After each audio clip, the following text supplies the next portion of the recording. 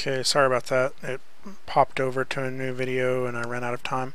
Okay, we've added a new animation layer, and now what we can do on this animation layer is, you see, if we click on the first, you can see the original animation that we had. This is an additive layer, meaning we can add animation on top of this. And so this is how you would kind of do some of the correcting for this interpenetration. Sorry, let's see here. Okay.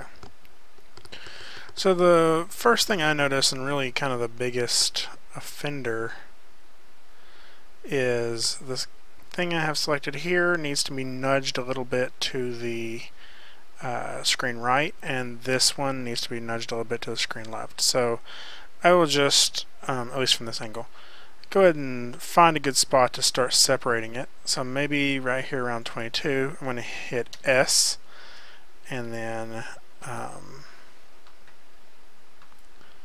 I'd maybe even consider doing that earlier, hit undo on that.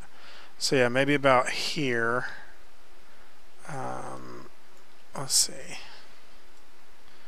It hits the ground. Maybe we'll just go ahead and start it from the very beginning. And just kind of nudge it in that direction. So from 10, I'm going to go ahead and hit S, and then I'm just going to go through like 30 or something like that, and just nudge it off to this side. And you'll see now what we get is it just kind of gets out of the way. It's not quite enough, so I'll go ahead and do it just a little bit more. Like that.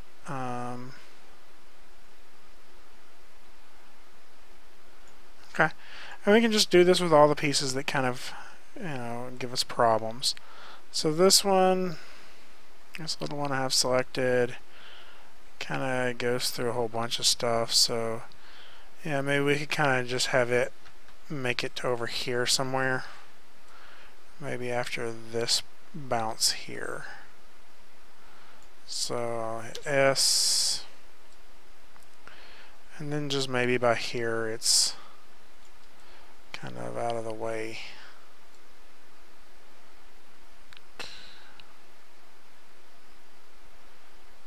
And that's not really terribly out of the way, but we can still kind of deal with it. Something a little bit more like that.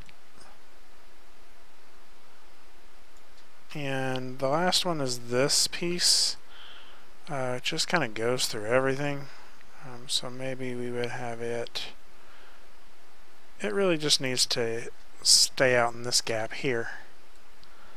So maybe starting from right here, I'll go ahead and hit S, and then by the time it's here, I will try to have it more like this, out of the way.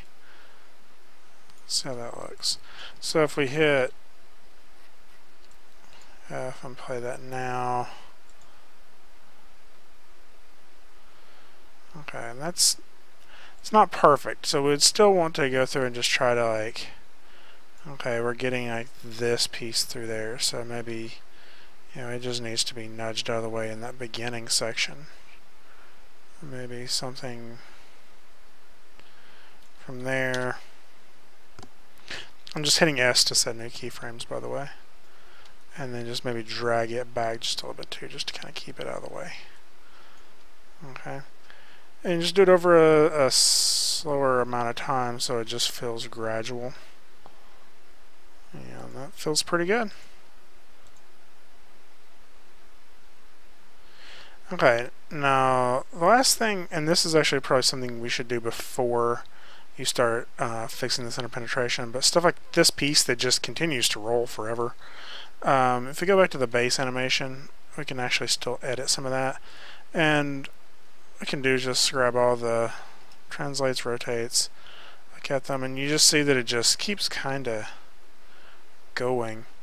Like, find a point where you want it to start to stop, and then you can kind of delete those keyframes and just kind of make it happen. So this will take some finesse and animation to make it look right, but I'll see that it just kind of stops right there, and that's not really very good, so maybe I'll ease that in just a little bit more by deleting those,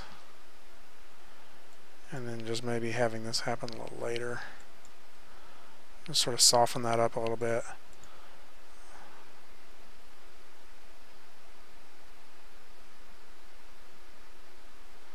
So that's feeling a little better.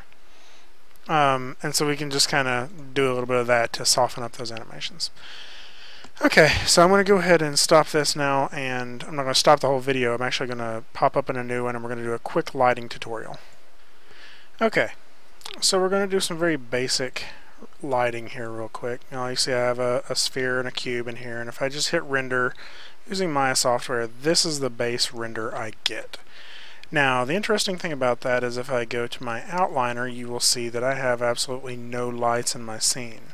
So why am I able to see that? If I hit render, I can still see it. That's because inside of Maya software and all of the renders, all the way down under your common tab, you will find enable default lights. And if you uncheck that and hit render, you get nothing. And that's because it's rendering black. Okay, so I'm going to teach you a very, that's just a very simple thing to realize that at all times there's a default light going on in here, and to disable that default light you have to either create a new light or uncheck that. So we're just going to do a very simple lighting scheme. It's not a 3-point lighting scheme. It's a way to get Mental Ray to do some of the legwork for you. This is just the base lighting that you will need for the rest of this class. So keep this video handy, reuse it all the time. So we're going to switch to Mental Ray. Now we'll see that if we hit render and Mental Ray, it's not much different than what we were getting in Maya. I'm also going to go ahead and sort of change my size just so you can see this a little better here. I'll do HD 720. Okay, so if I hit render inside of Mental Ray, we get this. I want to go to quality on this quality tab here. Quality. I'm on my. Okay. Now, these are just the basic settings. We're going to go to preview final gather, and you can leave it on preview for a while if you want to, but when we're going to do our final renders, we need to turn up max sample level to 2 and filter to Gauss. Okay? And what we're going to get now if we hit render is actually the same thing. It just takes longer. And you'll also see there's a little blue on the ground now, and maybe a little red around this. Okay, so what final gather is it's indirect lighting from your environment. Okay, so what we're going to do is we're going to go back to our common tab, and we're going to uncheck this enable default light, and if we hit render, again we're going to get black. Okay, that's because there's nothing casting light in this scene anymore.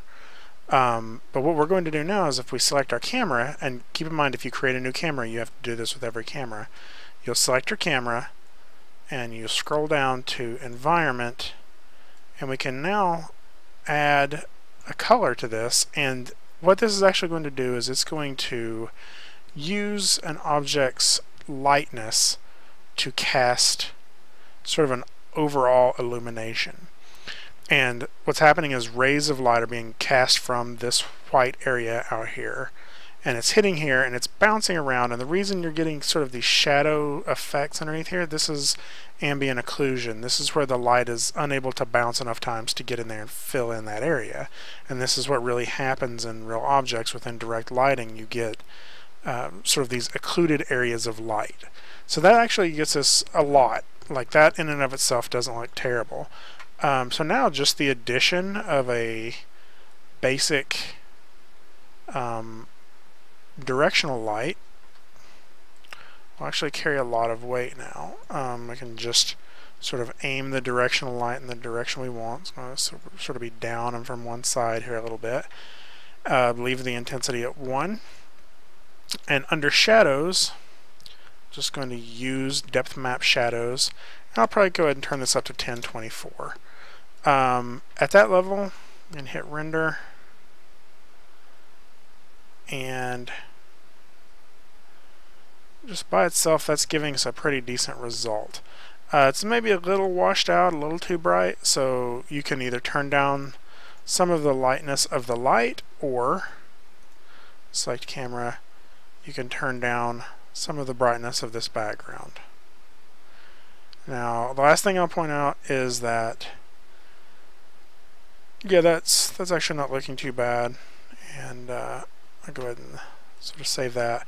But look what happens if we go back into our render setting and we forgot to uncheck enable default lighting. I hit render. Actually, never mind. That may not look that much different. If you do this before, if you do this before you've created the directional light, then it actually changes. But anyway, sorry about that. I still like to leave enable default lighting off, and now we can control our lighting however we want to. We can also adjust around on these shaders if we wanted to have a blend on this instead of a Lambert, and we'll see that it's giving some pretty nice results. Okay. Now you can always up the sampling on these shadows, and if you have the render time to do it, this is just taking 8 seconds a frame, I would say go ahead and recommend doing that. Select the light and maybe take it to 2048. And then when we render this,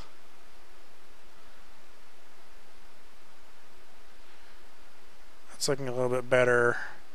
Also, if we want to soften these shadows just a little bit, you can put this filter size up to something like 5. And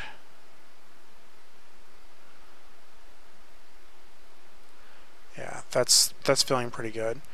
And that's enough lighting for everything that you'll need for this class. That's an appropriate enough lighting.